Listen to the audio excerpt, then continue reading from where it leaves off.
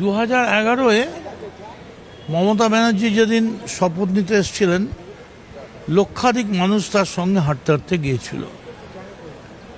তার মধ্যে একটা সিপিএমের 34 বছরের খাঁচার থেকে মুক্তির স্বাদ আস্বাদন ছিল। এবারে যিনি মুখ্যমন্ত্রী হয়েছেন, আমি ব্যক্তিগত কোনো মন্তব্য করব না, কিন্তু বাংলার মানুষ কীরকম নির্বাক হয়ে গেছে। কোথাও কোনো উচ্ছ্বাস, আনন্দ, যারা জিতেছে বা যারা দায়িত্ব পেয়েছে, জিতেছে থেকে দায়িত্ব পেয়েছে বলা উচিত,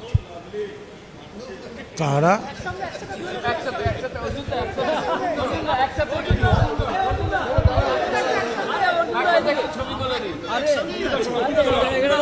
যে কোনো মুহূর্তে আমার সঙ্গে চলে আসবে।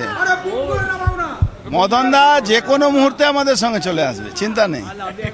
কি দাদা? ও লাভলি। তো বাংলা কীরকম চুপচাপ হয়ে গেছে, এবং আমিও খুবই ব্যক্তিগতভাবে মানসিকভাবে ভেঙে পড়েছি। যেমন একটা বিধানসভা যেখানে মমতা ব্যানার্জি নেই, তবে যে দায়িত্ব পায় তার দায়িত্ব গুড গভর্নেন্স দেওয়া।